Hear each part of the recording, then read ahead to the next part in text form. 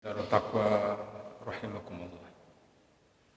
Syukur alhamdulillah marilah kita panjang bersama kehadapan Allah Subhanahu wa taala atas semua rahmat dan nikmatnya, atas semua karunia dan pemberiannya, atas semua petunjuk dan hidayahnya serta maunah dan pertolongan.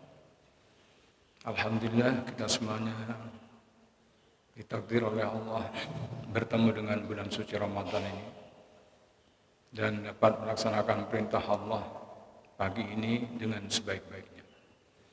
Mudah-mudahan segenap rangkaian amal suci kita di bulan Ramadan ini betul-betul diterima Allah Subhanahu wa taala.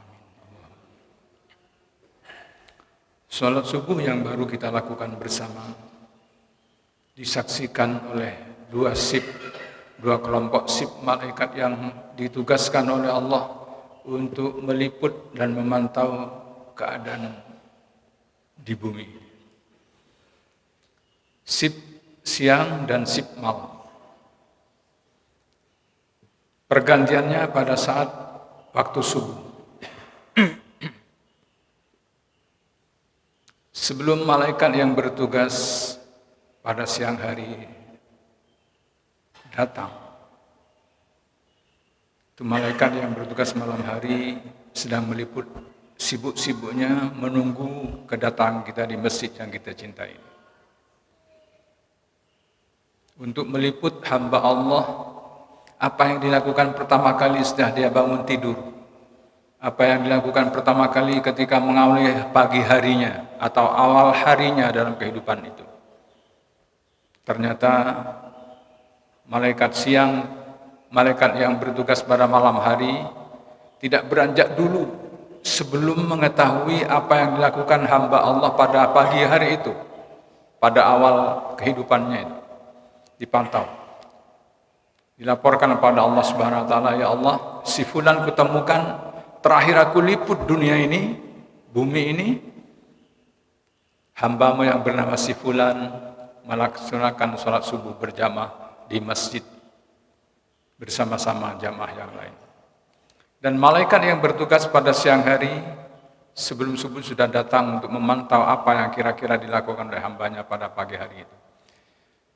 Jadi sholat subuh kita yang baru kita lakukan dipantau oleh dua kelompok malaikat, dilaporkan dua kali. Malaikat yang siang mengatakan, yang bertugas pada sip siang mengatakan, ya Allah, aku temukan hambamu yang bernama si fulan. Pertama kali ngawali harinya adalah melaksanakan sholat subuh berjamaah.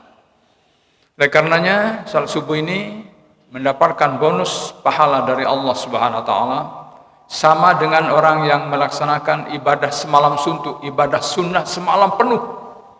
Itu nilai bonusnya, nilai pahalanya yang luar biasa diberikan kepada orang atau hamba Allah, mukmin, mukminat, muslim, muslimat yang melaksanakan sholat subuh berjamaah di sebuah masjid di rumah Allah Subhanahu wa taala. Bukan di rumah sendiri, bukan di rumah pribadi, tapi rumah Allah, yaitu masjid yang kita cintai. Betapa hebatnya bonus yang Allah berikan karena mulianya sholat subuh itu. Selain mendapatkan nilai pahala 27 derajat. Dan bonus itu langsung diterima oleh Allah Subhanahu wa taala, langsung masuk poin.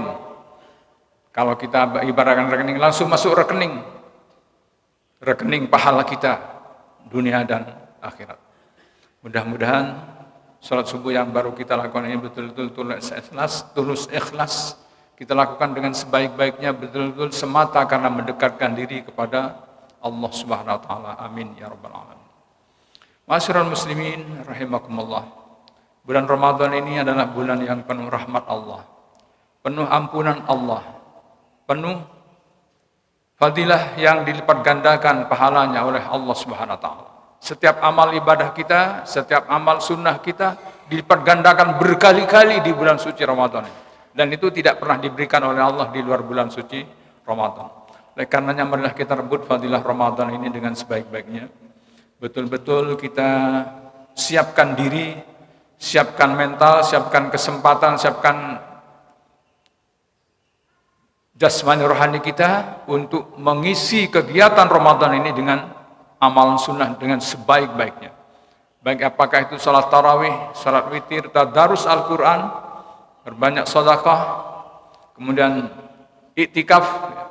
Iktikaf itu bukan hanya 10 hari terakhir di bulan suci Ramadan, tapi iktikaf itu berapa kali pun atau di luar Ramadan pun ada iktikaf.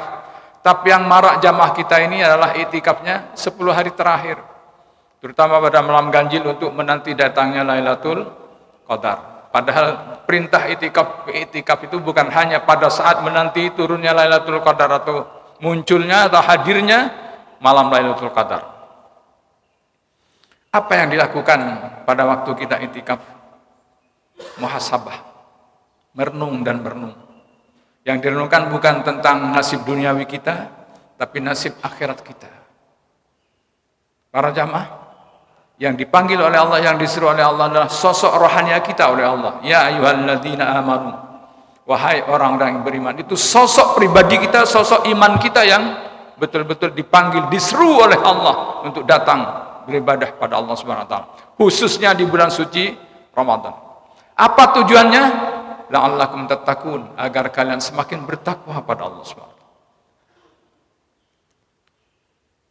Tanyakan dan renungkan pada diri kita semuanya.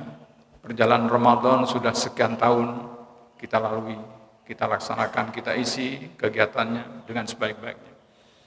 Kira-kira Ramadan yang mana dalam evaluasi kita, dalam introspeksi kita, dalam perenungan kita, dalam muhasabah kita, Ramadan yang mana yang mengantarkan kita betul-betul bertakwa pada Allah Subhanahu wa taala.